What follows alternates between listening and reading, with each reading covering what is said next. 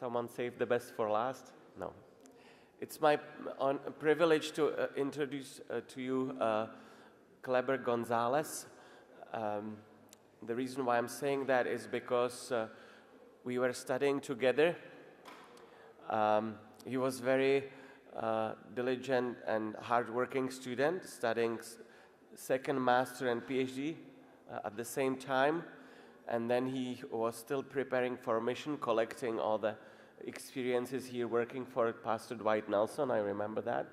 And then he went to Brazil, to Sao Paulo, and he started something that was a long time just hoped for, a center of influence and also a church plant in a downtown of Sao Paulo where Adventists did not have any presence for 50 years before that, and God blessed him, and he raised, and with his team raised a church that has multiple services each Sabbath. And for the last, how many months? Couple of months? Year? He's back at Andrews University. He's part of mission department, and he, before that even, he became the director of the Center for Postmodern Studies. And presently is also the director of Doctor of Ministry program here in the seminary. So I'm welcoming Kleber, and you have your presentation. Thank you, Peter. Thank you. Good afternoon. I'm happy that you came back. Actually, I'm learning a little lesson. Being the last one, you suffered throughout the conference. It's much easier to present right in the beginning. But anyway, I do thank you for your attention as we spend these few minutes together. Come, follow me, and I will make you fishers of men. With these words, Jesus Christ proposed to two brothers on the shores of the Sea of Galilee a new lifestyle. On that very day, a life-transforming journey began. From a simple, a humble life as fishermen, Peter and Andrew became the first disciples of someone who called himself the long-expected Messiah. That encounter marked the beginning of a very intentional and purposeful process. Jesus himself put in place a pattern for discipleship that should be initially absorbed by the 12 and later emulated by everyone who would accept the invitation to follow him. However, the original plan of the Master seems to be far from the reality found among many who claim to be Christians. In fact, a majority of Christian churches have a quite different approach from what Jesus Christ experienced with his first disciples. Usually there is a brief orientation or training for the prospective follower, mainly on the basis of doctrinal teachings and the uniqueness of denominational beliefs. Then comes the assumption that the new believer, usually after the ceremony of baptism, will basically be assimilated into the body, the church body, and automatically become a devoted and committed disciple.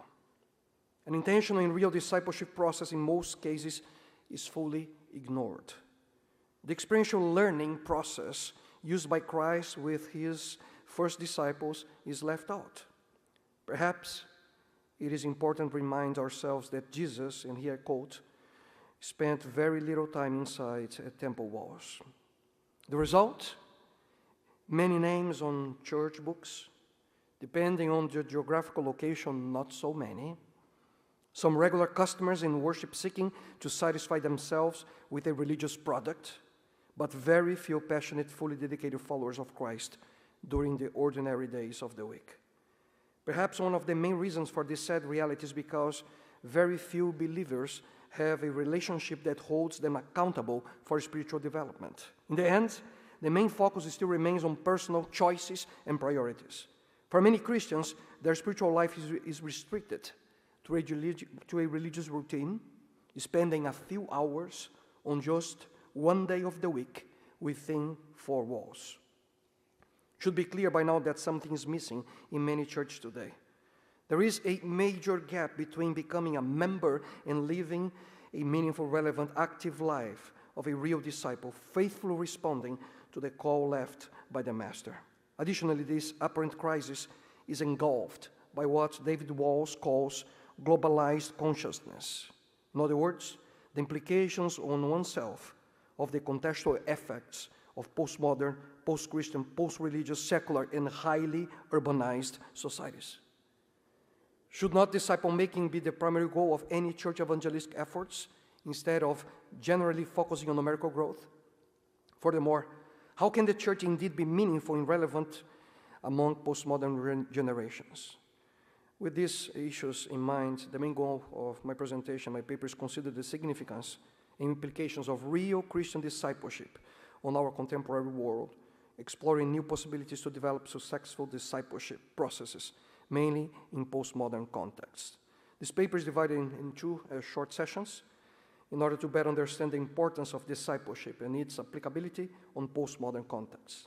So first, I will briefly look at two of the main historical roots of this master-disciple relationship, the Greek and the Jewish, in an attempt to elucidate one of the basic elements involved in the discipleship process. Then, I will present in general terms some of the challenges and opportunities that the postmodern attitude brings to discipleship.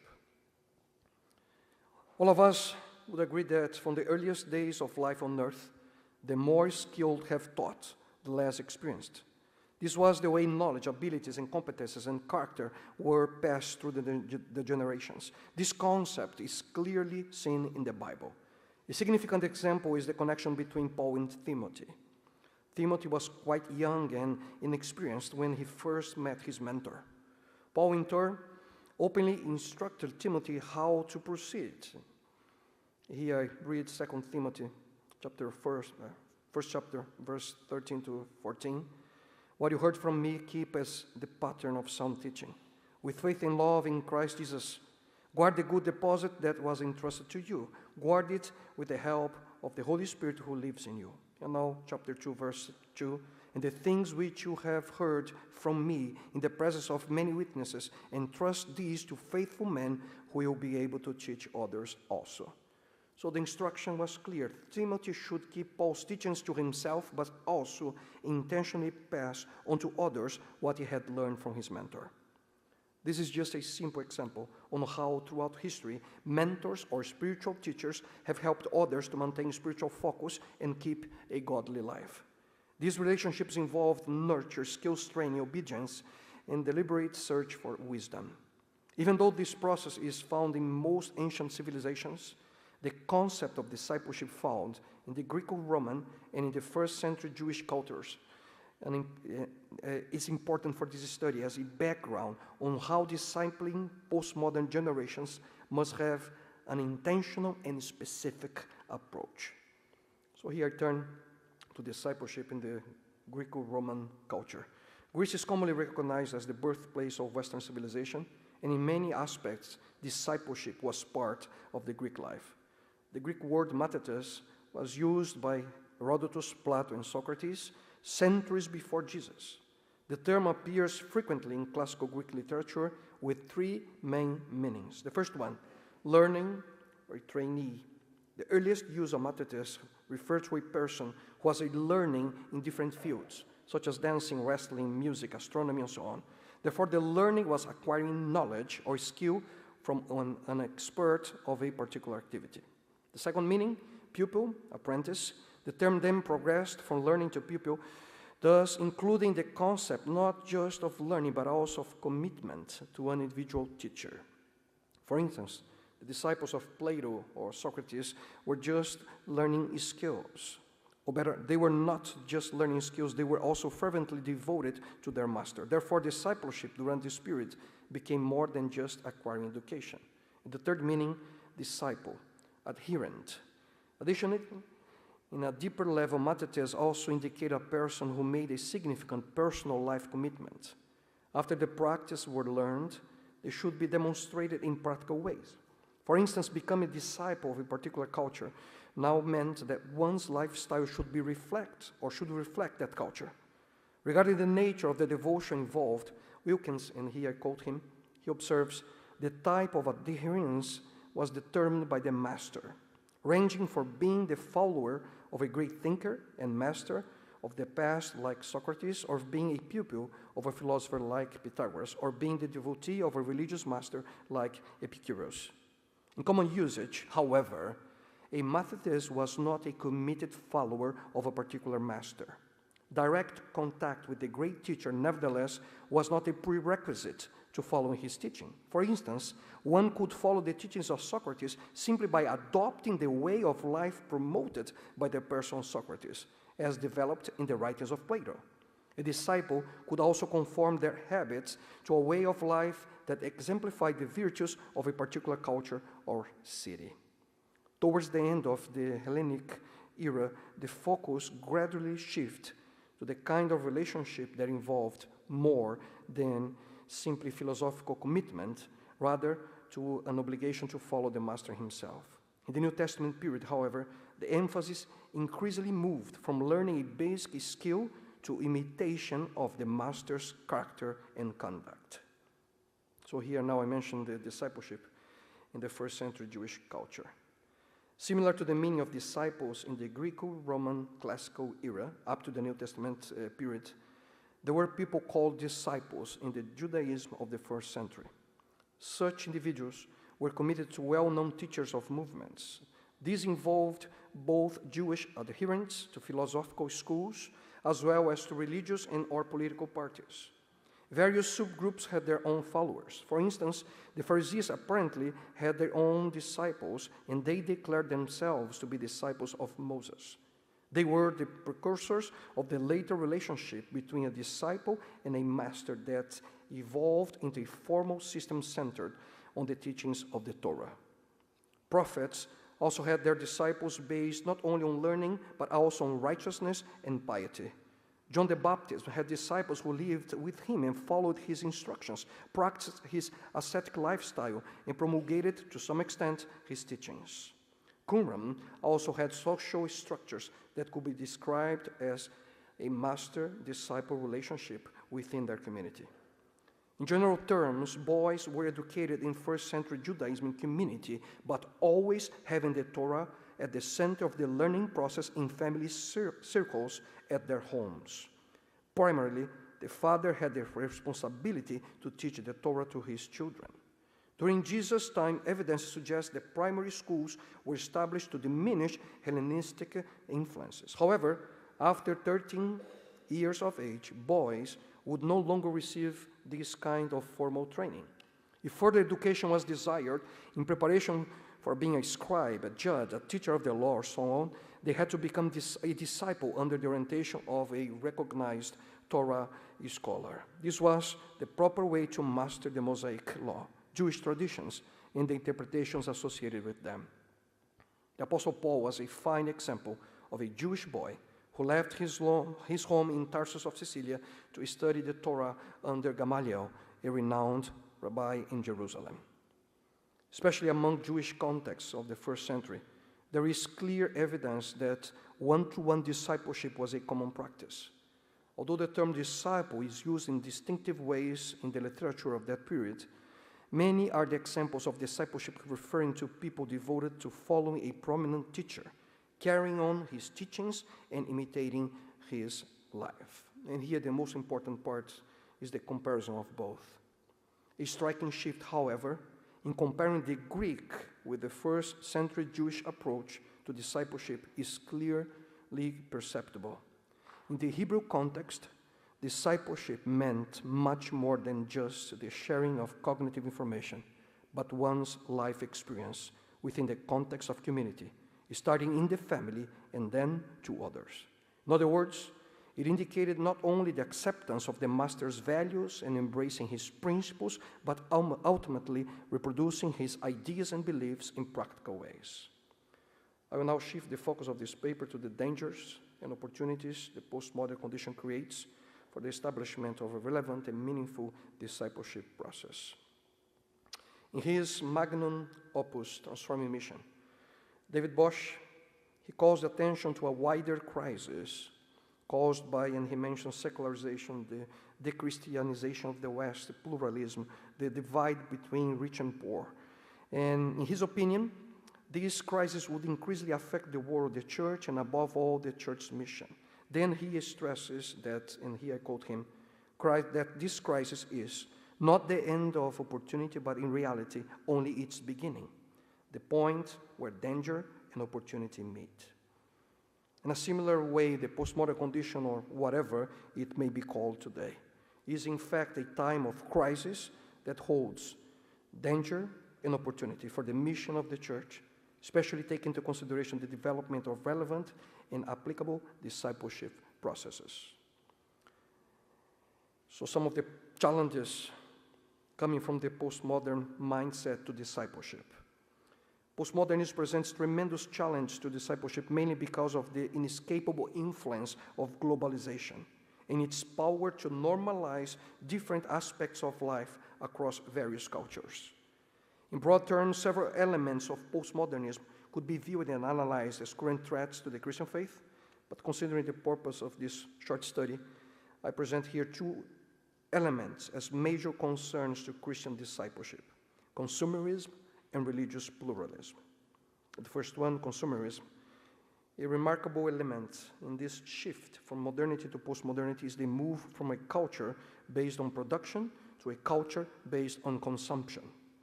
Although consumption can be found in all human cultures, consumerism has been identified as a postmodern phenomenon and appears as a fundamental characteristic of contemporary Western society.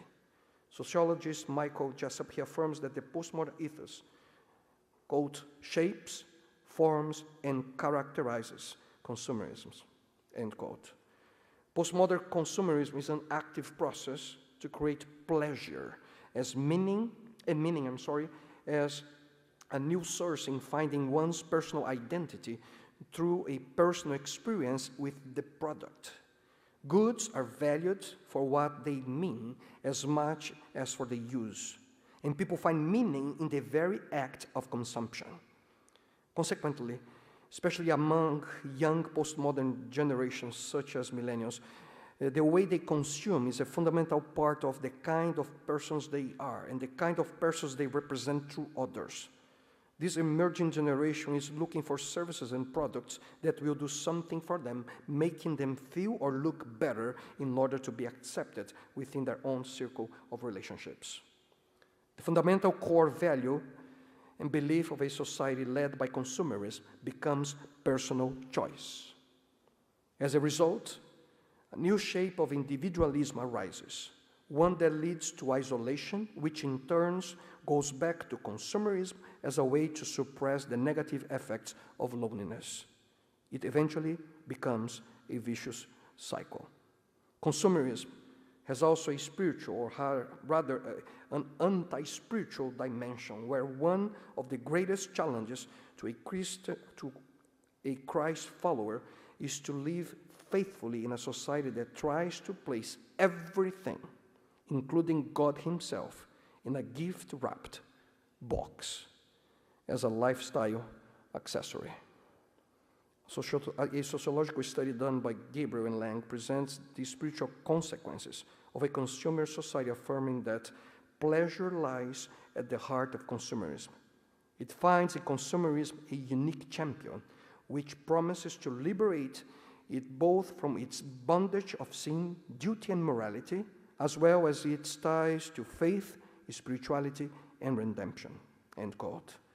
Unfortunately, numerous Christians have followed this path where a true discipleship experience is not possible. Instead of sharing their lives in the context of a community, they are constantly looking for a way to meet their own personal needs. The result? They become mere spectators, only consuming a religious goods in events or churches they do not belong to. This is what I call hummingbird Christianity. Superficial nominal Christians who quickly hover from one Christian community to another, looking for the sweetness that can satisfy their customer palate. However, if the Christian life aligns itself with the consumer mentality, it may become increasingly based only on personal choices, rather than obeying God's command to follow him and make disciples of all peoples. The second challenge that I present is religious pluralism. Contemporary societies, especially urban agglomerations, are characterized by a great variety of peoples, cultures, and religions. Postmoderns, they celebrate this diversity and value respect and tolerance for others' views and religious beliefs. In Western societies, where spirituality is mainly recognized as a private matter, religious pluralism is gradually becoming a major challenge to faithful biblical discipleship, since people try to fulfill their spiritual needs through any kind of religion. This personal and individualistic attitude to religion has increasingly solidified religious pluralism, having the potential to ultimately lead to what Conrad Oswald calls the postmodern secularization of religion. In other words, many people are not willing to believe in what they do not appreciate. Others are totally open to any type of religious or spiritual experiences. For instance, a few years ago, I was visiting a young lady and her husband who lived in downtown São Paulo, Brazil. As I came into their home, on the corridor leading to the living room, there was the typical illustration of the postmodern openness to religion. I found in there an open Bible on Psalm 91. But for my surprise, behind the Bible, on the right side of the table, there was a small statue of the Chinese version of Buddha, and on the other side, a bluish crystal pyramid. So the postmodern demands to uncritically accept all religions' beliefs as true, at least for the person who believes them, is deeply problematic and poses a serious threat to discipleship. The Christian call is to follow the only true master, not any master. Such beliefs, formed in the postmodern climate of openness and tolerance, create an obstacle for genuine and meaningful spiritual growth and biblical truth, which are critical steps that all authentic follower of Christ must take. The religious arena is now open to all kinds of religious options. The personal search for spiritual things, primarily out of institutionalized religion, added by popular expressions of postmodern spirituality found in mystical practice, is responsible for the remarkable occurrence of the terms spiritual and spirituality in contemporary cultures. Unlike anything before, postmodernity has paved the way for an eclectic spiritual experience that incorporates both East and West. As diverse as these movements are, underlying their beliefs is an affinity with teachings rooted in Eastern mystification or mysticism that offers the personal and practical religious experience postmoderns seek. Nonetheless, as Christian discipleship faces existing challenges in postmodern contexts, there are bridges of opportunity. Churches and Christian communities that are perceptive to this ongoing reality should recognize these bridges as it seeks different ways of living the call left by the Master in making disciples among all, including, of course, postmodern people groups. So here, some of the postmodern opportunities for discipleship. In the process of understanding the trends of contemporary society, the church may find new opportunities in forming a real discipleship process among postmoderns, and some of the most significant opportunities for reaching them are found in their search for spiritual experiences and community experience as well. So the search for the spiritual experience. In the past few years, the world, especially in the West, has observed the emergence of an age in which the search for spiritual development has suddenly returned.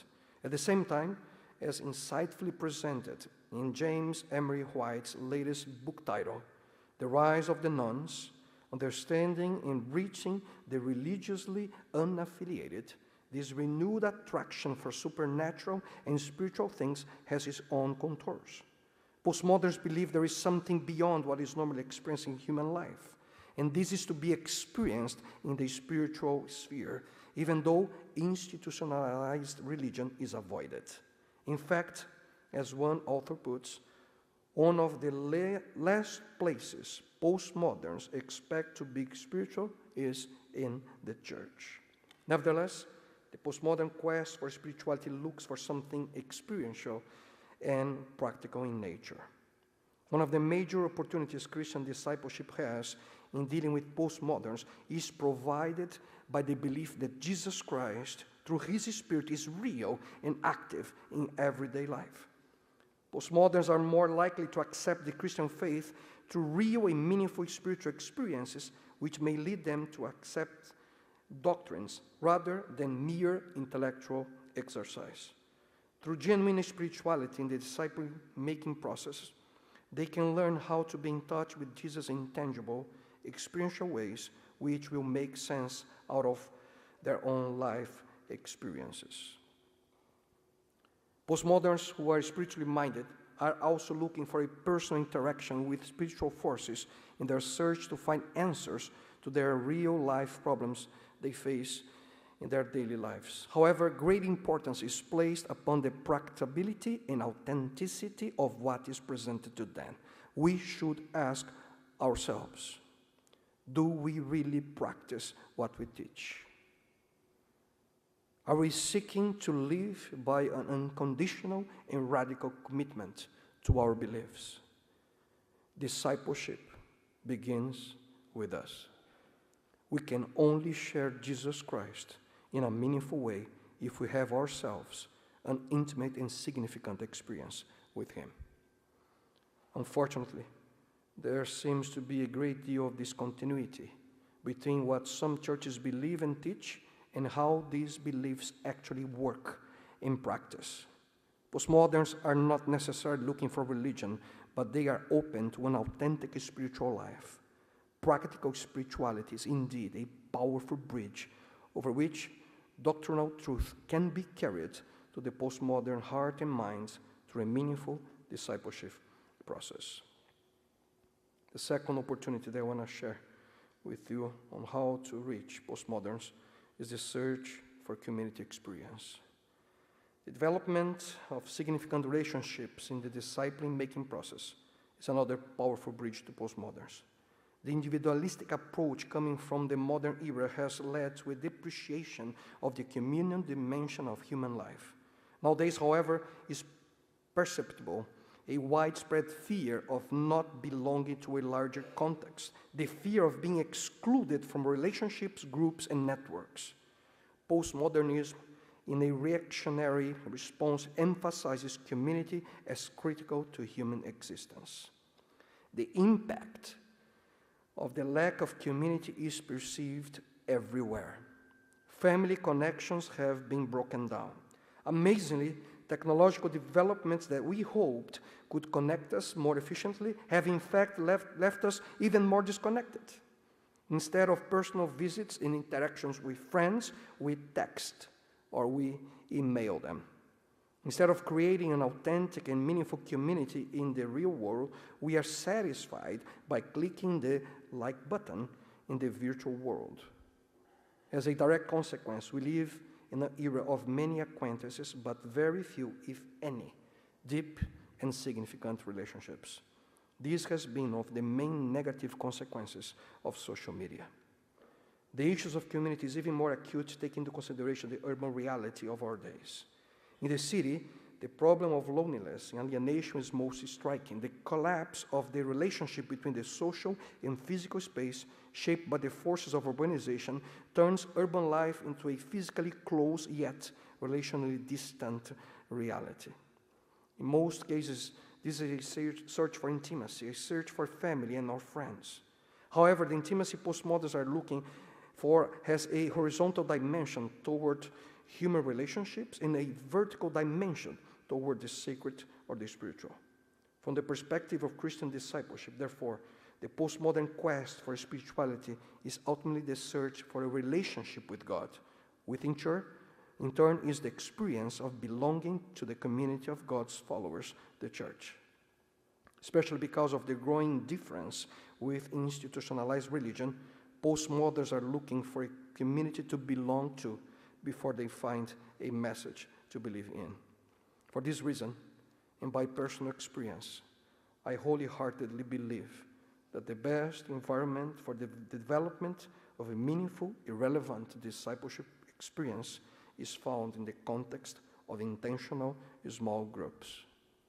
In community, therefore, postmoderns may experience what they are exposed to believe, and then they may decide to affirm that belief publicly and to follow Christ intentionally. In the meantime, they are looking for an accepting, secure place to expand their own identity in the context of community. With the concept of Christian discipleship in mind, the mission of the church to postmoderns must have a different methodology and focus. The church needs to employ a much more communal approach as the basic relational framework for mission in a postmodern environment. Before I share with you my conclusion, I decided simply to illustrate what I have just mentioned through the story of three people, just a couple of minutes, and I would appreciate if you could just pay attention to what they say. Prior to becoming a Christian, I was a non-practicing Catholic. I was raised Catholic. I did my baptism as a baby, my communion, my first and second communion, also my confirmation. But I always did believe in God, or at least that there was something bigger out there, something bigger than me. So what actually brought me to really getting closer to God is when I attended Miami Temple, they placed me in a small group. And the small group is pretty much like just young adults my age. And we all get together and we're all trying to learn the same things. We all want to aspire and grow and do better things in our life and to help other people. So small groups definitely help you personally, and they help us with each other. You know, we're there as a support group. So I'm always grateful for having my friends in Miami Temple. Hi, my name is Soo Young. This is my husband Peter.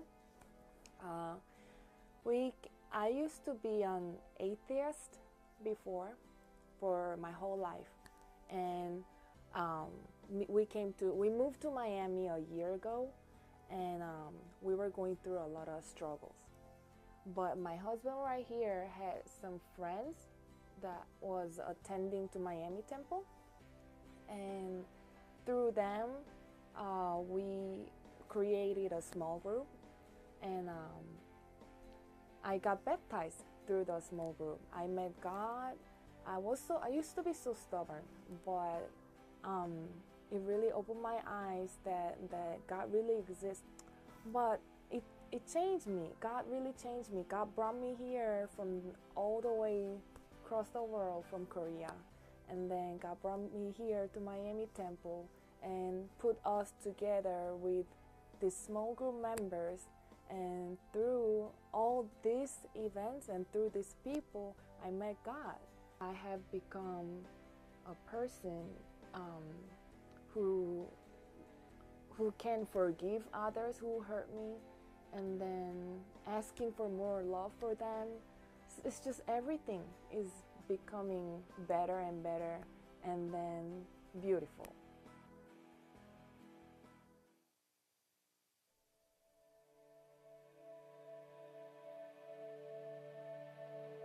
Cheguei aqui dia 1º de janeiro, com uma mala na mão, sem saber para onde ir. E em São Paulo, uma cidade com mais de 12 milhões de habitantes, eu fui parar num lugar específico, numa pensão, um lugar simples, mas que eu não imaginava a surpresa que eu iria encontrar lá.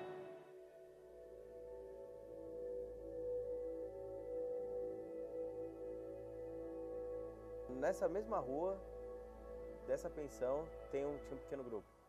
Os amigos que eu conheci, que se reuniam toda terça-feira num prédio aqui nessa rua, por coincidência, e eu fui lá ver, eu fui lá conhecer.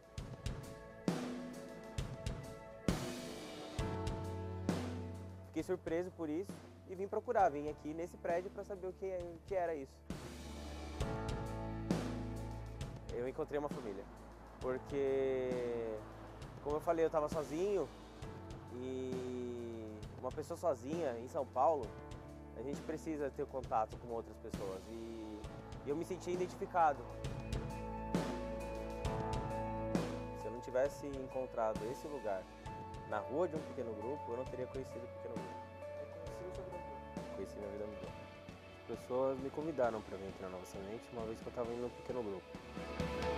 Quando eu cheguei aqui, eu achei muito legal, um monte de jovem envolvido, E teve um momento, né, um momento da oração, que 3 pessoas juntamos em quios.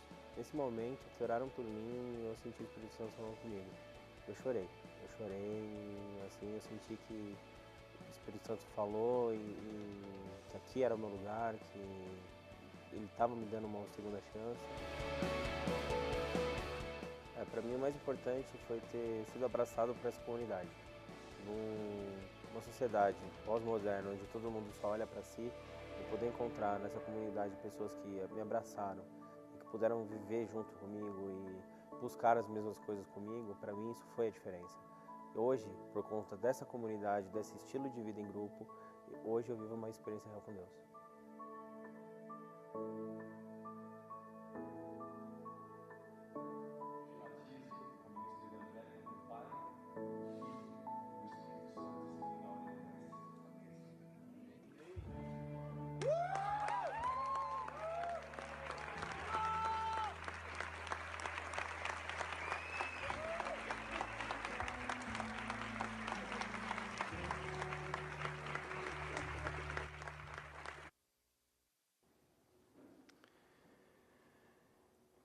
Looking at the historical development of the discipleship concept, we can essentially find 2 paths for discipleship.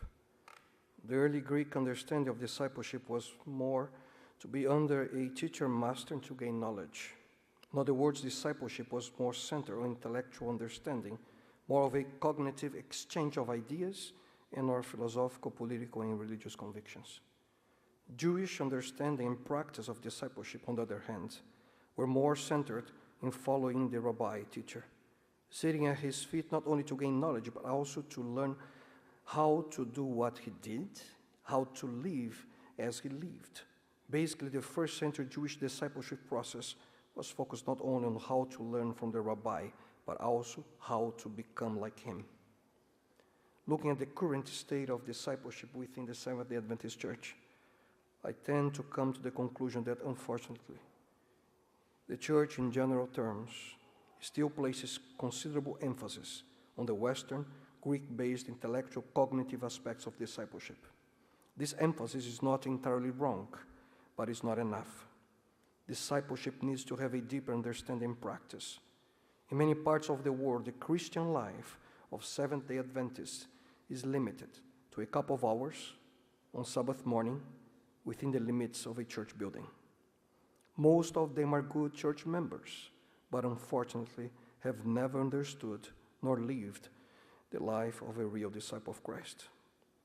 And taking into consideration the pressing challenges coming from this consumeristic and pluralistic reality cherished and nurtured by the postmodern condition, the radical nature and cost of biblical discipleship involved in the call Jesus places before us has to be more than just intellectually accepting doctrinal instruction.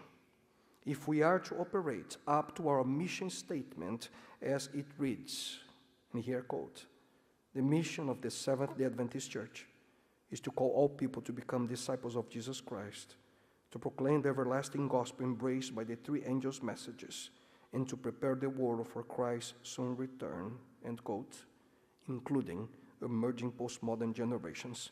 We need more than numerical growth. We need more than church members. We need real disciples who have accepted the Master's call. Follow me, and I'll make you fishers of men.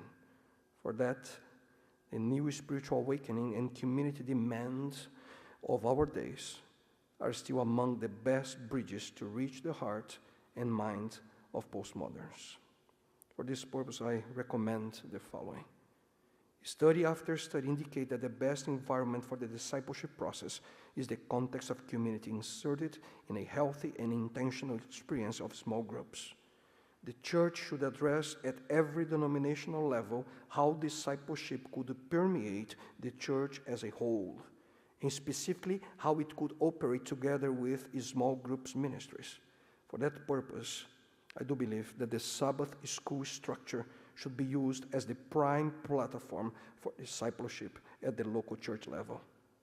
Time, resources, and new motivation are urgently needed for that matter. And finally, discipleship does not happen overnight. It takes intentionality and time. In spite of their importance, discipleship curricula, event-based training, and resources available on the web are not enough. Therefore, I also recommend the planning implementation of a discipleship process at the local church level that takes into consideration the one-on-one approach, as well as a community-based structure, as found in the biblical examples of discipleship. Thank you.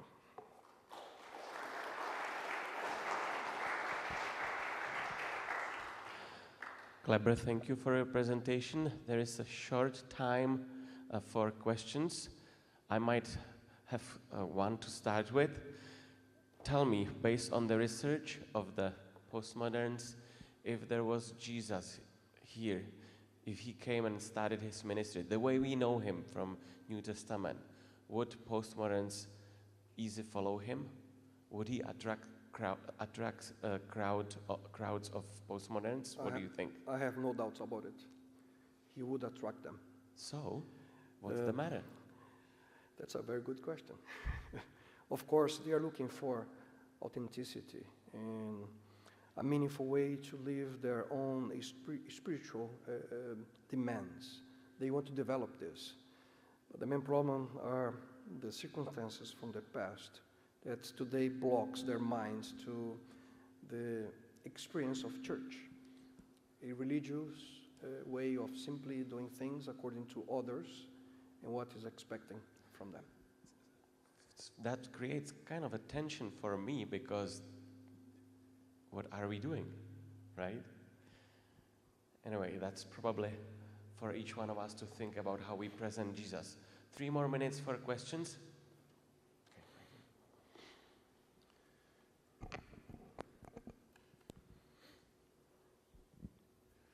You talked about the Sabbath school as the primary group that we should try to develop. The challenge is that the Sabbath school so often is just a teaching place. It is not a community. And that is a structure that we have built into our church all over the world. And so right now, Sabbath school is in fact in big trouble, especially in the Western countries. How would you suggest that we could begin to change that? Should it be system-wide or congregational? That's a very good question. And actually, as you have well mentioned, we do have the structure. We are not using it. And I do believe that at the local church level, we need to somehow, and it is possible. In the past 10 years that I was a pastor in Nova Semente, we had to change our discipleship process 8 times, to the point in which everything was built upon 2 main pillars. What is mission and what is discipleship? Why are we here and what is our duty? What is the call? What really means to follow Jesus Christ? And by personal experience, when a congregation understands this, everything changes. But, as I mentioned, the Sabbath school should be the platform, not the core of the experience. Because being there, we're going to be just among ourselves within a building. So it has to be just the beginning of an experience that has to go outside of the building into our communities. It is possible. It depends how we see mission and discipleship.